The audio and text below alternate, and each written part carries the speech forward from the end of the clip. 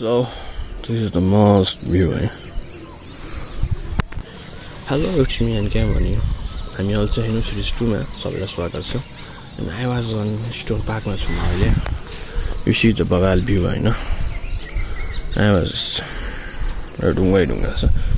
And यो ढुङ्गाहरु is not the safest place हैन. यो कुनै पनि सेफ छैन किनकि एक आपसमा गडेर बसेको ढुङ्गाहरु यदि एउटा माटो बगेर गइदियो भने एउटा ढुङ्गा अलिकति चिप्लिदियो भने एभ्री यो पहाडी खस्न सम्भावना धेरै छ.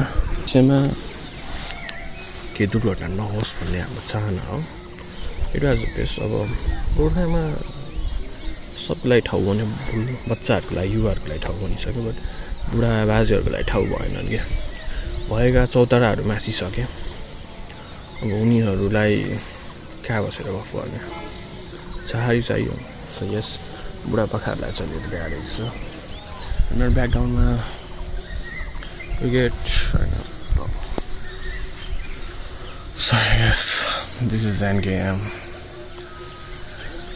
हामी अल्छे होइन Series 2 अनि बिहान उठेर रनिङ आउनुको मजा पनि छुट्टै छ. यसरी रेस्ट गर्नुको मजा पनि छुट्टै छ. I was just dealing about that कि everyone has team जिन्दगीमा सबैको किचकिच भइरहेको छ. परिवारबाट किचकिच, साथीभाइको कामको प्रेसरहरू. सो दिनमा आधी घन्टा जति चाहिँ you need to meditation. So गोर्खामा हुनेहरू त टक्क स्टोन पार्क आयो क्या. You doesn't need to go Kalika Darbar, you doesn't need to go Paschimkali, you doesn't need to go children park. Just come stone park and take relax. Because लाइफमा पिसभन्दा ठुलो केही पनि होइन. Just come and see the beauty of Gorkha क्या. यस्तो भवालको view देख्न पाउँछ 180 डिग्रीमा होल. अनि यो भ्यू सधैँ देख्दैन किनकि अहिले पो अलिकति सफा छ गोर्खा बजार, त्यसैले भ्यू देखिरहेको छ. पछि अब टुवालोहरू आइदिन्छ. एन्ड स्टोन पार्कमा चाहिँ बवाल भ्यू देखिने भने बिहान र बेलुका हो. बेलुकामा झन् इभिनिङ मजाले देखिन्छ, evening sunset. And you see त्यो आली स्कुल हो, यो ओल्ड क्यापिटल हो, त्यो शक्ति स्कुल हो. यता माथि छ महेन्द्र ज्योति, त्योभन्दा तल बाल मन्दिर. अनि ऊ त्यो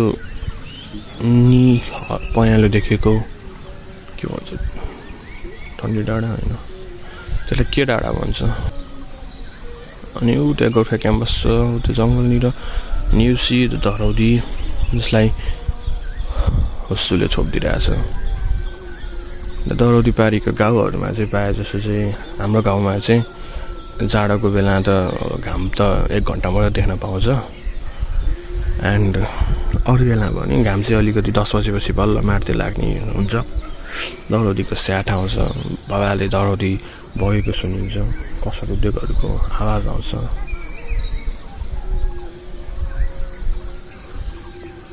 सो यस त्यो चाहिँ हाम्रो खेलकुद मैदान, the one and only Gorkha बजारमा भएको एकमात्र मैदान हो. यसलाई मैदान भनौँ कि मिनिमार्ट होइन बिगमार्ट, जहाँ सबै खेलहरू अटाउँछन्. यहाँ फुटबल पनि अटाउँछ, यहाँ भलिबल पनि अटाउँछ, यहाँ लङ जम्प पनि अटाउँछ, राष्ट्रपति रनिङ सिल पनि अटाएको छ, गोर्खाकारी महोत्सव पनि अटाउँछ, यसमा राजनीतिक पार्टीको कार्यक्रम पनि अटाउँछ, यसमा कन्सर्ट पनि अटाउँछ. And the one and only the every सबै कुरा अट्ने.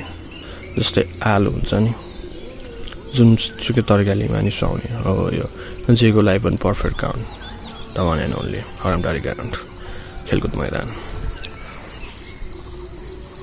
ऊ त्यो पारी देख्न सकिन्छ कुनै जमानाको डम्पिङ साइट हो. अहिले खै डम्पिङ साइट पनि त्यही अहिले पनि कता छ डम्पिङ साइट. विवाद छ डम्पिङ साइटको पनि.